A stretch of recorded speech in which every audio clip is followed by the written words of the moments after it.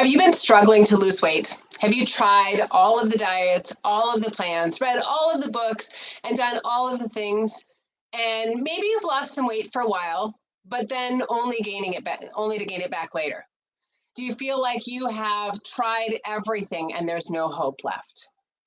Do you feel like you've been successful, but it just hasn't been sustainable, or you haven't been able to do it in a fulfilling way?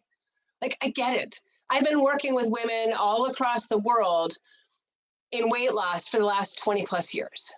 And one of the biggest things that I hear is this struggle of on the bus, off the bus, on the bus, off the bus, success, failure, and all of the things in between. And there's so many different ways to lose weight, or so many different ways to try and improve your health. I mean, think about the books that are written on it. Think about the programs, the magazine articles, all of the things. The diet and weight loss industry is a $71 billion industry per year, just in America. Can we say it is not working? Right? So I want to share with you today what is working. How do you create lasting weight loss? And there are a ton of different plans, programs, you name it, pills, supplements, lots of things that you can do. But if you're missing this one key, you'll never see lasting success. Because you can be on the best plan, the best program, even the one that is right for your body. But if you don't have this one key, you won't have lasting success. Why? Because you'll reach your goal and then you slowly slide back to the default. The key is to create a life that you love. The key is to create the optimal health and the optimal self that you love. It is not a matter of just getting out of the pain. If you start your weight loss journey with the intention and the goal of just losing the weight, you can lose the weight. You can, as long as you have the motivation, the willpower, the discipline, all of those things, you absolutely can get to a place where you can release the weight. But what happens when you do? What happens the next day, the next month, maybe 6 months, or even a year from then? All of that newness wears off. All the motivation wears off. We actually forget just how much pain we were in. So we slowly slide back to our default. For us to create lasting results, you have to create something bigger in your life. You have to have a reason bigger in your life than just losing weight, than just ending the joint pain, than just getting out of brain fog, just feeling better, just getting your numbers in check. Because if you just get out of pain, we forget the pain we were in and we slide back to our default. See, here's the thing. You can have a desired result, and you can take very specific actions to get there. And as long as you take the actions to get there, you'll eventually create a result, right? But then you get to the result and you go, whew, thank God I'm here. And then we slowly slide back, right? If you still have all of your fat clothes once you get here, you are destined to go back here. This is our default. This is our thoughts, our feelings, beliefs.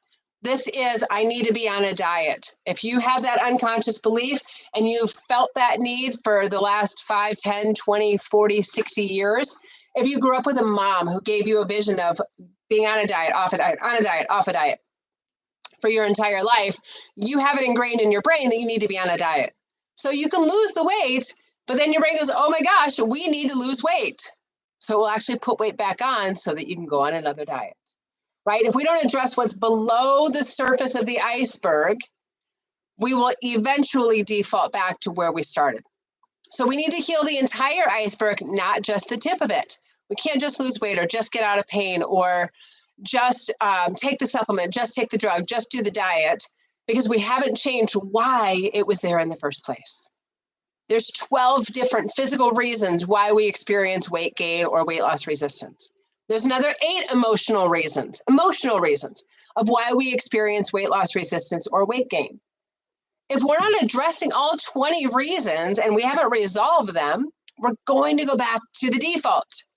So we've got to address what's under the under.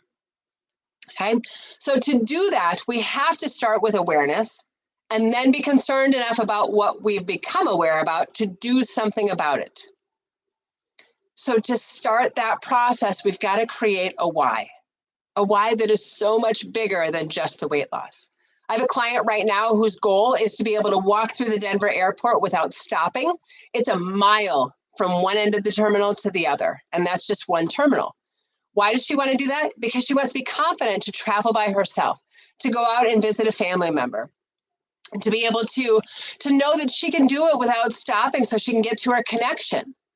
So she's now looking at, how do I need to eat to fuel my body for endurance? How much do I need to walk per day so I can do that mile in a sustainable way where I'm not collapsing by the time I get to baggage claim or get to my next gate? And so it's looking at what's the bigger why. I have a client, when we first started working together, she was extremely stressed out. She'd just gone through a very intense time with work, was burnt out, had overgiven, and was depleted. Her liver numbers were high. She was on multiple medications, and her cholesterol was over 800. And because she came in with the intention of not just getting out of pain, but truly healing, she was able to do so. Within 60 days, she was off all of her medications, her numbers were back in line, and she had released 25 pounds. When we were in the beginning process of that, though, we created a vision. She created a vision of what she wanted to do. And for her, it was actually teaching her kids how to surf. She hadn't surfed since her honeymoon 20 years prior. And she created a vision where she wanted to teach her kids to surf. And her kids were now 10 plus years old, and she wanted to be able to go surfing with them on our 20-year anniversary. So now she's got a bigger goal. She had a goal that she started incorporating her kids and her husband into. They bought wobble boards and skateboards, and they started looking at learning the body mechanics of surfing before they got out there. She had a vision of where she wanted to go and what she wanted to create. And because of that vision, it pulled her forward instead of dragging her lifestyle changes behind her.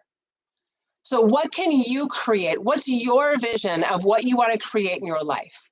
Because if you look at it as a journey versus a destination, if you look at it as a creation opportunity, like, wow, what's possible?